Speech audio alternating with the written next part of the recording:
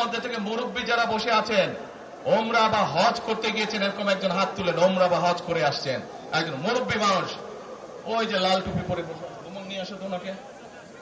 আপনি আসেন দেখি সামনে, সামনে আসেন, আমার কাছে আসেন। কি নাম আপনার? ওই এইদিকে বলেন। বাড়ি কই? সুনামগঞ্জ। বাড়ি সুনামগঞ্জ। সুনামগঞ্জ কোথায়? শান্তিগঞ্জ। এই সুনামগঞ্জের মানুষ আছে এখানে? এই লোক আপনাদের মানুষ? আচ্ছা, এখন বলেন, কবে গেছিলেন আপনি? হজ না উমরায় গেছিলেন? উমরাতে গেছি 16 হজে গেছি 17। উমরাতে গেছেন 16, হজে গেছেন 17। এখন আমাকে বলেন, আপনি তো উমরা হজ করে আসছেন, যে মাইকের সামনে দাঁড়ান। আপনি কাবা শরীফে গেছেন, কাবা শরীফের মালিক কে? আল্লাহ। জোরে বলেন। আল্লাহ। কাবা শরীফের মালিক কে? আল্লাহ। আল্লাহ। আমরা মুসলমান সবাই এই দিন দুনিয়ার, আমরা যে এই পৃথিবী দেখি, এই পৃথিবীর মালিক কে? আল্লাহ।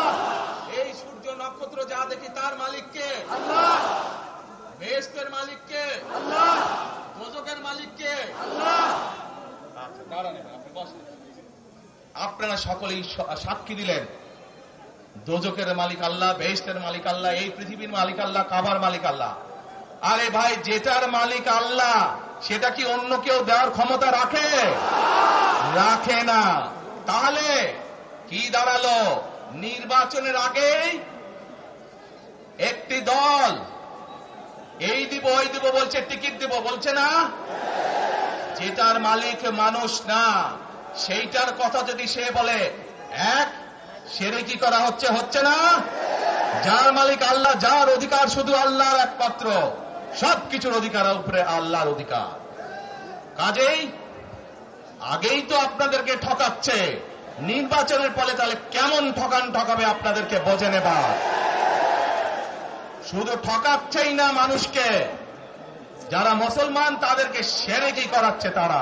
নাউজুবিল্লাহ। প্রিয় ভাই বোনেরা, কেউ কেউ বলে অমুককে দেখেছে, তমুককে দেখেছে, এবার একে দেখেন।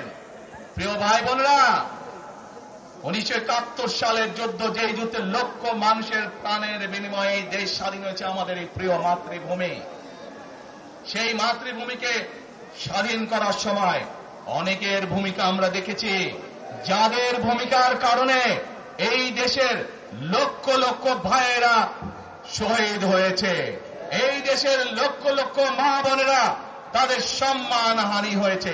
কাজে তাদেরকে তো বাংলাদেশের মানুষের মধ্যে দেখেই নিয়েছে। এখন প্রিয় ভাই বোনেরা, এই কুফরির বিরুদ্ধে, এই হঠকারিতার বিরুদ্ধে, এই মিথ্যার বিরুদ্ধে আমাদেরকে ঐক্যবদ্ধ হতে হবে।